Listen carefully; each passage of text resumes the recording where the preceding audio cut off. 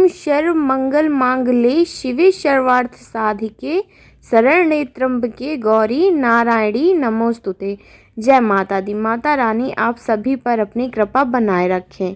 जैसा कि आप सभी को पता है कि चैत्र नवरात्रि का पावन पर्व चल रहा है और आज हम बात करते हैं कन्या पूजन की। कन्या पूजन किस दिन होता है, इसका शुभ समय, महत्व, विधि, नियम, सामग्री और मंत्र। तो आइए इन सभी विषयों के बारे में विस्तार से चर्चा करते हैं। हिंदू धर्म में कन्या पूजन का बहुत अधिक महत्व है। नवरात्रि ही नहीं, किसी भी शुभ और मांगलिक काम के दौरान कन्या पूजन करना काफ़ी शुभ माना जाता है। कन्या पूजन करने से सुख समृद्धि के साथ साथ ऐश्वर्य और धन की भी प्राप्ति होती है। इसके साथ ही कुंडली में ग्रहों की स्थिति मजबूत होने के साथ काम में आने वाली हर एक समस्या समाप्त हो जाती है। कन्या पूजन में कन्याओं को देवी दुर्गा के 9 रूपों का प्रतीक मानकर उनकी पूजा की जाती है। वहीं यह अनुष्ठान इस व्रत का अहम भाग माना जाता है। तो आइए जानते हैं कि कन्या पूजन कैसे करना चाहिए। चैत्र नवरात्रि में कन्या पूजन कब करना है।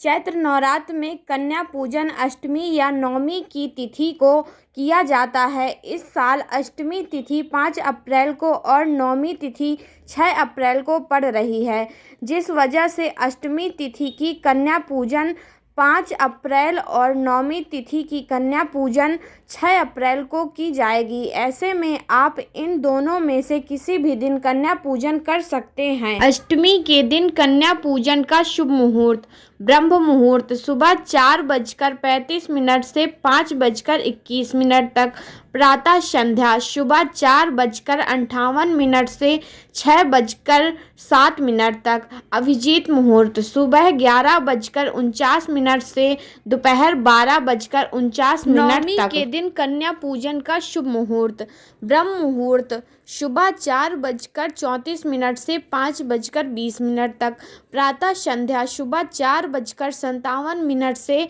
6:05 तक, अभिजीत मुहूर्त सुबह 11:58 से 12:49 तक। कन्या पूजन सामग्री, कन्याओं के पैर धोने के लिए थाली, साफ जल और साफ तौलिया या कपड़ा लें।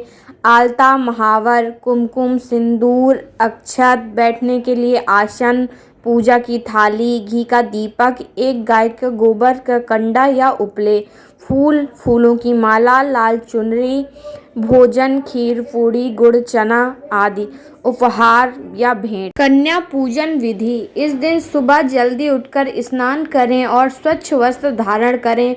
9 कन्याओं को घर पर आमंत्रित करें और उनका स्वागत करें। कन्याओं को पैर धोएं और उन्हें आसन पर बैठाएं। उसके बाद में कन्याओं को रोली, कुमकुम और अक्षत का तिलक लगाएं। फिर कन्याओं को फल, मिठाई और हलवा का भोग दें।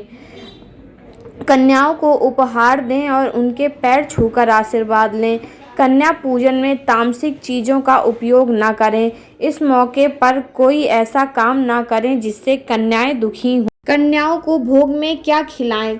कन्याओं को आप हलवा, पूड़ी और चना भोग के रूप में अर्पित करें। आप घर आई कन्याओं को नारियल भी भेंट के रूप में दे सकते हैं।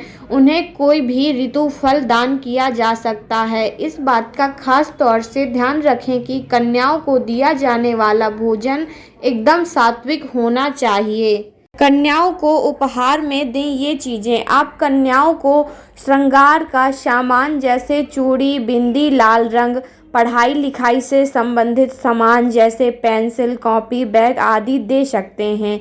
इसी के साथ कन्या पूजन के बाद कन्याओं को कुछ धन दक्षिणा के रूप में दे दें। इन सभी चीज़ों को देने से माता रानी प्रसन्न होती हैं और आपको कन्या पूजन का पूर्ण फल मिलता है। पूजन में कितनी कन्याएं होनी चाहिए। नवरात्रि की अष्टमी व नवमी तिथि को कन्या पूजन का अत्यधिक महत्व है।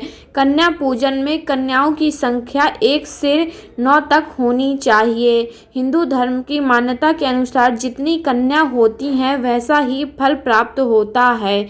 संख्या के अनुसार कन्या पूजन का फल, एक कन्या की पूजा करने से ऐश्वर्य की प्राप्ति होती है।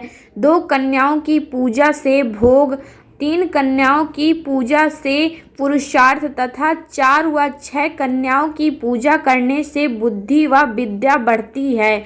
6 कन्याओं की पूजा से सफलता प्राप्त होती है। 7 कन्याओं की पूजा से परम पद प्राप्त होता है। 8 कन्याओं के पूजन से अष्टलक्ष्मी व 9 कन्याओं की पूजन से सभी ऐश्वर्य प्राप्त होने की मान्यता है। किस उम्र की हो कन्या?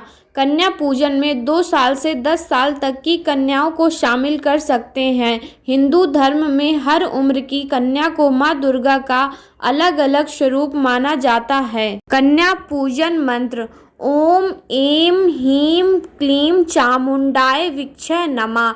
ओम द्रीं दुर्गाय नमः। अगर दी गई जानकारी अच्छी लगे तो वीडियो को लाइक करें, शेयर करें और चैनल को सब्सक्राइब करें।